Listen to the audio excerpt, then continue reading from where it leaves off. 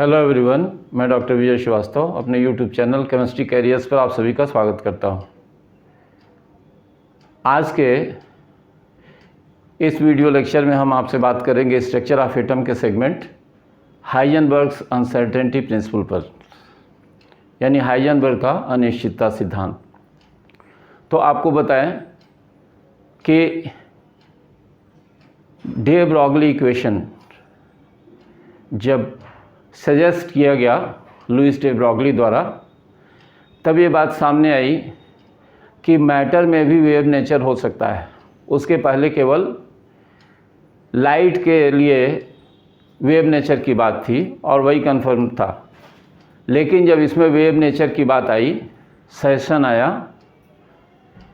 तो ये हुआ कि वेव कैरेक्टरिस्टिक से बहुत सारे चेंजेस हो सकते हैं। बाद में आपको पता है कि डेविसन और जर्मन ने कंफर्म किया, रीड और थॉमसन ने कंफर्म किया, और भी बहुत सारे साइंटिस्ट ने कंफर्म किया कि एक्चुअली मैटर में भी वेव नेचर होता है, यानी जो माइक्रोस्कोपिक या सब एटॉमिक पार्टिकल्स हैं, स्पेशली इलेक्ट्रॉन, इसमें वेव नेचर होता है। कंफर्मेशन हो गया, और जब ये कंफर्मेशन हो गया तो उस समय ये बात आई कि क्या हम किसी सेलेस्टियल बॉडी की तरह से या किसी कार के मूवमेंट की तरह से या किसी अन्य विजिबल ऑब्जेक्ट के मूवमेंट की तरह से इसके लिए भी ऑब्जर्वेशंस ले सकते हैं। तो आपको बताएं कि हम आप सभी जानते हैं कि कोई कार हो या कोई बॉल हो जो एयर में थ्रो कर दी जाए, या कोई सेलेस्टियल बॉडी हो जो मूव कर रही है, उसकी ट्रैजेक्टरी यानी उसके पाथ को हम पूरी तरह से जान सकते हैं। किस मोमेंट पर उसकी पोजीशन क्या है और उसकी वेलोसिटी क्या है या उसका मोमेंटम क्या है। यानी ऐसे बॉडीज़ की जो ट्रैजेक्टरी होती है, जो पाथ होता है, वो वेल डिफाइंड होता है। लेकिन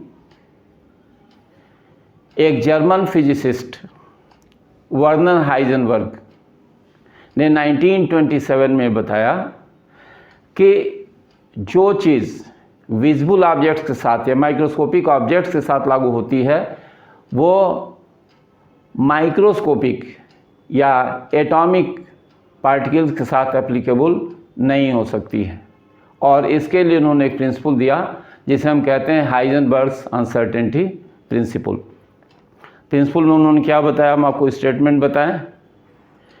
प्रिंसिपल में उन्होंने बताया कि किसी भी माइक्रोस्कोपिक पार्टिकल या सब एटॉमिक पार्टिकल की पोजीशन और उसके मोमेंटम या वेलोसिटी का एक साथ और बिल्कुल एग्जैक्ट मेज़रमेंट इम्पॉसिबल है। हम अगर स्टेटमेंट को अगर इंग्लिश में मेंशन करें तो कह सकते हैं, it is impossible to measure simultaneously the position and momentum और velocity of a microscopic particle with absolute accuracy. तो ये स्टेटमेंट दिया हाइजेनबर्ग ने। स्टेटमेंट हम मेंशन कर रहे हैं आपके सामने।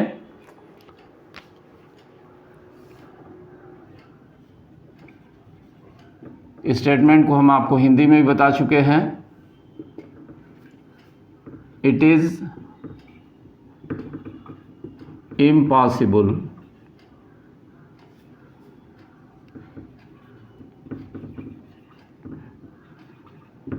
To major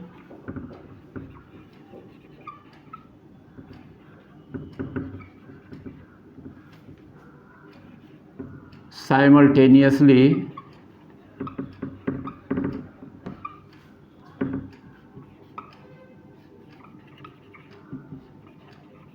the position and momentum of a microscopic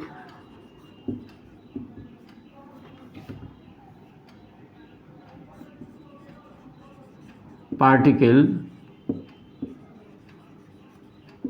with absolute accuracy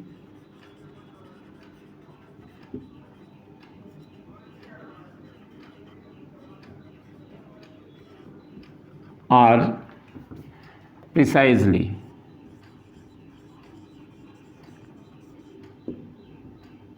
तो ये स्टेटमेंट है हाइजेनबर्ग का कि किसी भी माइक्रोस्कोपिक पार्टिकल की पोजीशन और उसके मोमेंटम का साइमल्टेनियस और प्रिसाइज डिटर्मिनेशन इम्पॉसिबल है।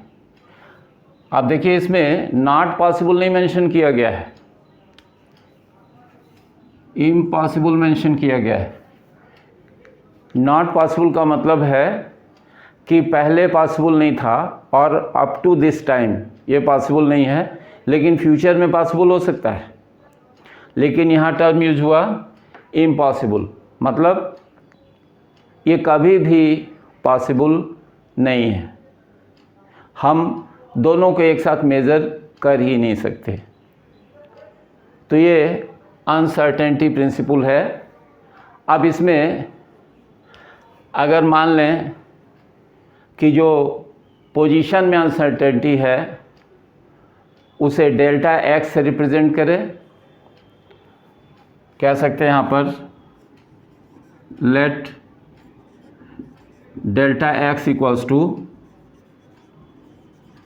uncertainty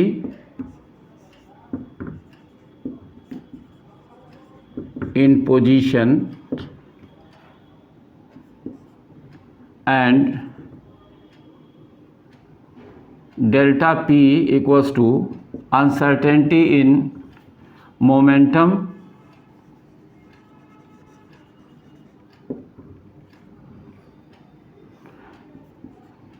delta v equals to uncertainty in velocity।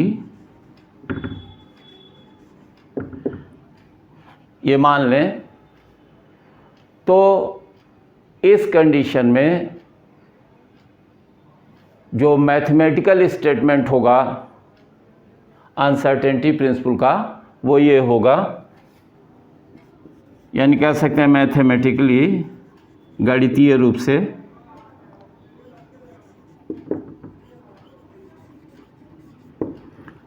Delta x into delta p greater than or equal to h upon 4 pi, ये स्टेटमेंट हुआ। और आप डेल्टा पी की वैल्यू सब्स्टिट्यूट करके देखें आर करके, तो कह सकते हैं delta x into m delta भी greater than or equal to h upon 4 pi, या कह सकते हैं delta x into delta v greater than or equal to h upon 4 pi M. तो ये तीन, मतलब कह सकते हैं कि तीन हमारे सामने स्टेटमेंट्स आए, यानी तीन फॉर्म्स में इसको मेंशन किया गया इस तरह से, और ये सभी मैथमेटिकल स्टेटमेंट हैं अनसर्टेनिटी प्रिंसिपल के। तो इस स्टेटमेंट से क्या पता चलता है? इस स्टेटमेंट से पता चलता है कि मूविंग माइक्रोस्कोपिक पार्टिकल की अनसर्टेनिटी जो पोजीशन में है और जो मोमेंटम में है, इन दोनों का जो प्रोडक्ट होगा वो एक कांस्टेंट वैल्यू होगी। यानी हम कह रहे हैं कि delta x into delta P is constant, ये वैल्यू जो है वो कांस्टेंट है, और ये या तो इक्वल है एच अपान 4 पाई के, इसके इक्वल होगी वैल्यू, या ग्रेटर देन एच अपान 4 पाई, यानी प्रोडक्ट कांस्टेंट है। ये एच अपान 4 पाई की या तो इक्वल होगा और नहीं तो उससे ज़्यादा होगा। तो ये बताया इसमें। अब इससे जो कंक्लूज़न ड्रा करते हैं वो देखिए क्या है। इस प्रिंसिपल से ये पता चलता है कि अगर हम पोजीशन को एक्यूरेटली मेजर कर लें, पोजीशन का प्रिसाइज मेजरमेंट करें, तो हम उसके मोमेंटम या उसकी वेलोसिटी के बारे में बिल्कुल एग्जैक्टली नहीं बता सकते। अगर हम ये कहें कि हमने पोजीशन बिल्कुल 100% एक्यूरेसी के साथ मेज़र किया, बिल्कुल 100% हम पोजीशन बताने की स्थिति में हैं, तो हम मोमेंटम के बारे में 100% अनसर्टेन होंगे, हम कुछ भी नहीं बता सकते। तो ये बताया हमने आपको कि अनसर्टेनिटी प्रिंसिपल जो है वो क्या है और इस स्टेटमेंट का मतलब क्या है।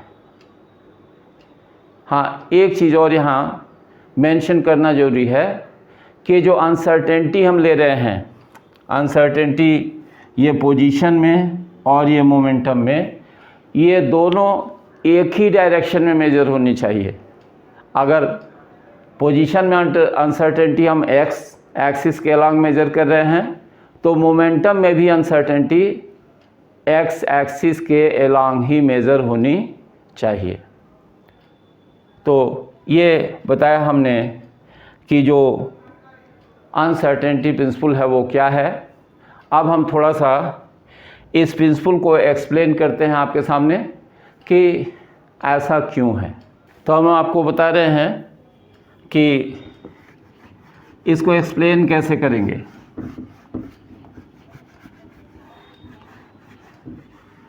जो प्रिंसिपल है उसका एक्सप्लेनेशन क्या है, या जो फिज़िकल सिग्निफिकेंस है वो क्या है। तो एक्सप्लेनेशन हम आपको बता रहे हैं।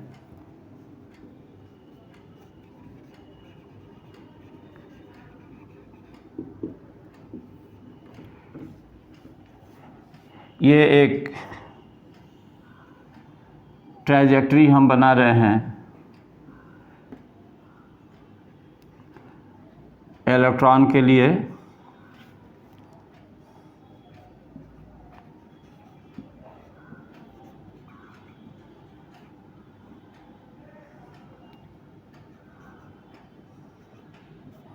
ट्रैजेक्टरी और पाथ ऑफ इलेक्ट्रॉन, ये इधर है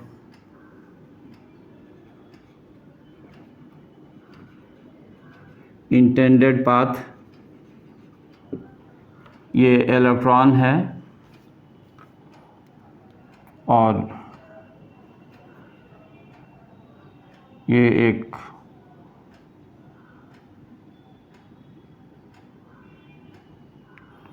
फोटान है, दिखा रहे हैं, जो कि स्ट्राइक करता है इस पर, और स्ट्राइक करने के बाद से ये फोटान इधर बैक होता है।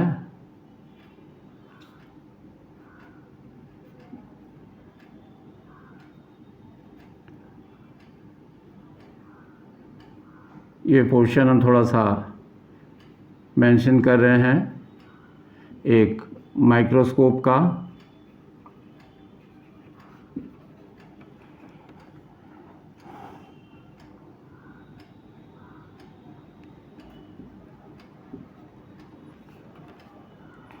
ये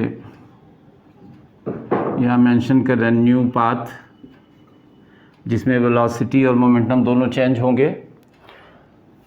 तो ये दिखाया आपको एक्सप्लेन करने के लिए कि होता क्या है। ये इलेक्ट्रॉन है, मूव कर रहा है, तो हम चाहते हैं इसकी पोजीशन और इसकी मोमेंटम को प्रिसाइजली फाइंड आउट करना। तो उसके लिए ज़रूरी है कि ये जो इलेक्ट्रॉन है वो विजिबिलिटी में आए। तो विजिबिलिटी में कैसे आएगा, उसके लिए हम एक लाइट बीम डालते हैं इसके ऊपर। ये फोटान मान लिया स्ट्राइक कर रहा है इससे, और जब स्ट्राइक करेगा तो इससे स्ट्राइक करने के बाद से फिर वो आएगा इसमें माइक्रोस्कोप के सामने। तो विजिबिलिटी तभी होगी इस फोटॉन की जब ये यहाँ इंटर करेगा माइक्रोस्कोप में।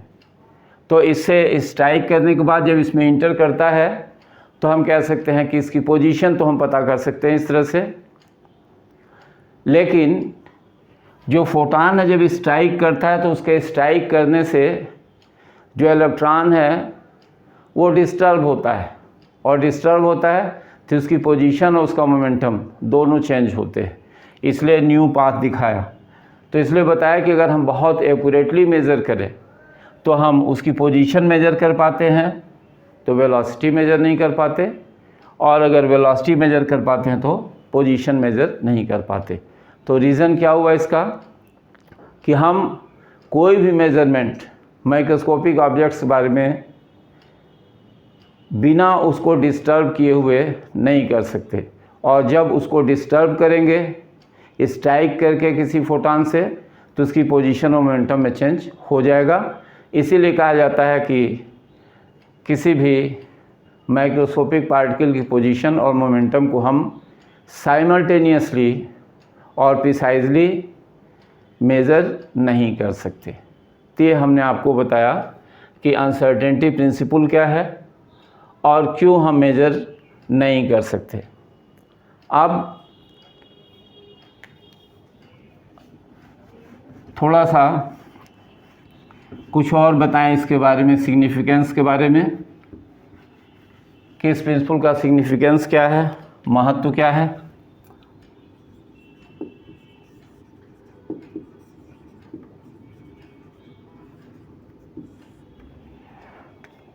तो अभी जैसा कि हमने आपको बताया कि इस एक्सपेरिमेंट की सहायता से हम लोगों ने प्रूव किया कि पोजीशन और मोमेंटम दोनों एक साथ एक्यूरेटली मेज़र नहीं कर सकते। अब यहाँ उसी चीज़ को थोड़ा सा और क्लियर करते हैं कि डेफिनिट ट्रेजेक्टरी हम नहीं फाइंड आउट कर सकते इलेक्ट्रॉन के लिए। तो हुआ क्या, उसमें दो पॉसिबिलिटी है। पहली ये है कि जो स्ट्राइकिंग फोटॉन है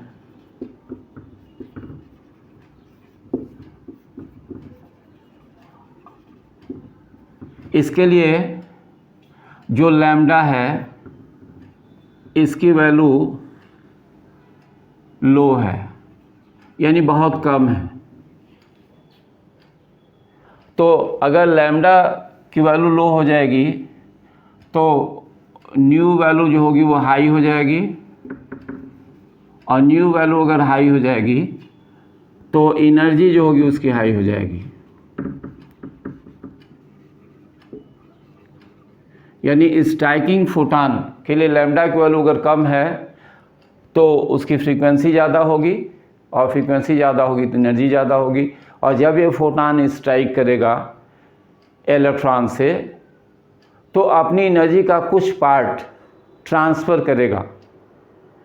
तो स्ट्राइक करने पर हम पोजीशन तो उसकी मेजर कर पा रहे हैं, लेकिन जब उसकी कुछ एनर्जी ट्रांसफ़र हो जाएगी इलेक्ट्रॉन को तो उसकी वेलोसिटी चेंज हो जाएगी, और जब वेलोसिटी चेंज हो जाएगी तो उसके मोमेंटम को हम मेज़र नहीं कर सकते। तो ये बताया। दूसरी कंडीशन है कि जो स्ट्राइकिंग फोटॉन है उसके लिए लैम्डा की वैल्यू हाई हो गई, अपोजिट कंडीशन हो गई।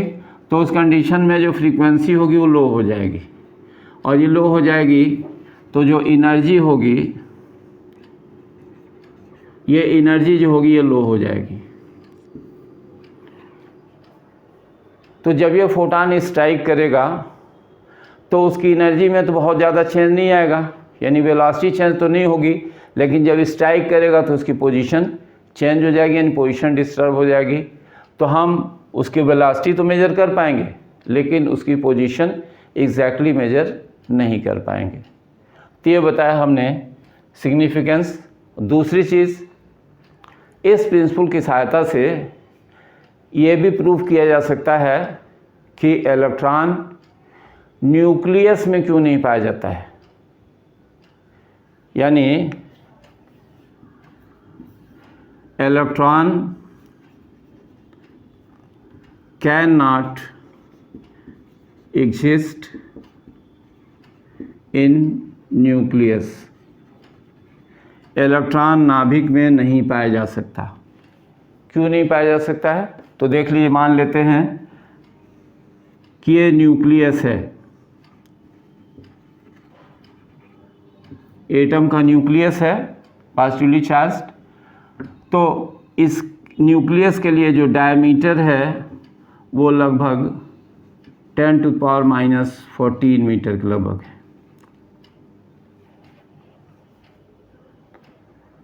तो अगर इसको हम कंसीडर करें इस फॉर्म में कि जो डेल्टा एक्स अनसर्टेनिटी है पोजीशन में, ये मैक्सिमम है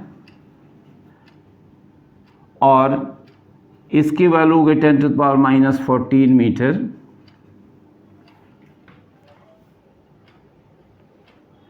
तो उस कंडीशन में प्रिंसिपल से देखें कि delta x into delta p equals to h/4 और इसकी ये पर वैल्यू हम सब्स्टिट्यूट कर दें, delta x into delta v equals to h/4πm, या हम वेलोसिटी मेज़र करें इसकी कि पहले की कितनी होगी, तो हो जाएगी h/4π delta x into m. Value ज़रा सब्स्टिट्यूट करें इसमें, तो h की वैल्यू हमें पता है ना, 6.6 इंटू 10⁻⁻34, ये जूल सेकेंड है, ये 4 हो गया, ये 3.14।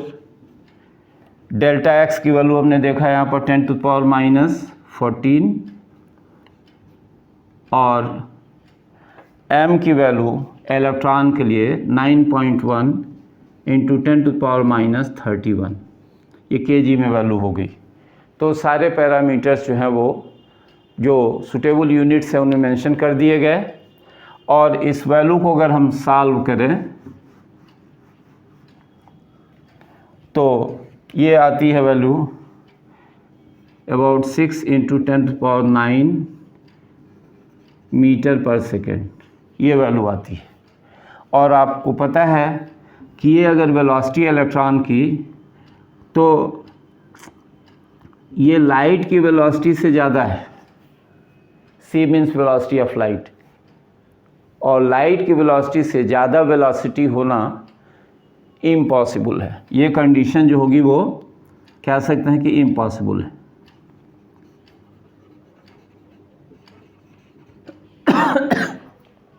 इसलिए हम कह सकते हैं कि इलेक्ट्रॉन न्यूक्लियस में एग्जिस्ट नहीं कर सकता। तो ये दो सिग्निफिकेंस हमने आपको बताया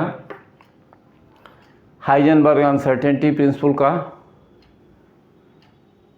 बात इतनी ही नहीं है, आपको कंपटीशन पॉइंट ऑफ व्यू से दो और भी इक्वेशंस बता रहे हैं जो हाइजेनबर्ग अनसर्टेनिटी प्रिंसिपल को फॉलो करते हैं।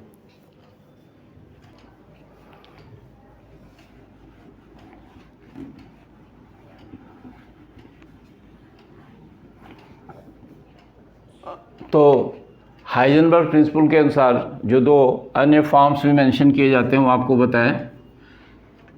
एनर्जी टाइम रिलेशनशिप,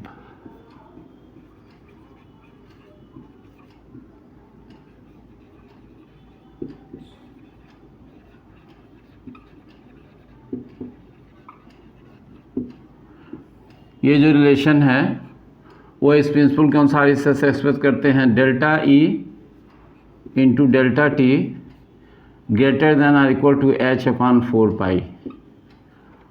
और दूसरा रिलेशन है एंगुलर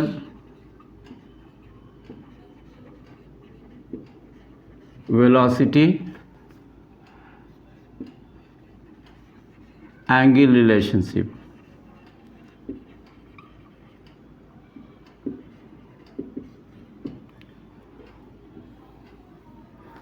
इसके अनुसार delta omega into delta theta greater than or equal to h/4 तो ये दो अन्य रिलेशंस हैं जो कि इस प्रिंसिपल के अनुसार एप्लीकेबल है।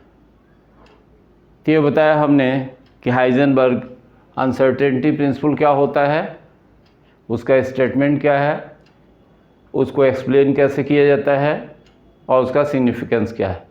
तो इस वीडियो लेक्चर में इतना ही। अगले वीडियो लेक्चर में हम आपसे बात करेंगे इस पर बेस कुछ प्रॉब्लम्स के बारे में और फिर बाकी टॉपिक्स के बारे में। तो वीडियोज़ हमेशा देखते रहिए, अपने व्यूज़ मेंशन करते रहिए। चैनल को लाइक और सब्सक्राइब नहीं किया तो लाइक और सब्सक्राइब कीजिए और शेयर कीजिए। बहुत बहुत धन्यवाद।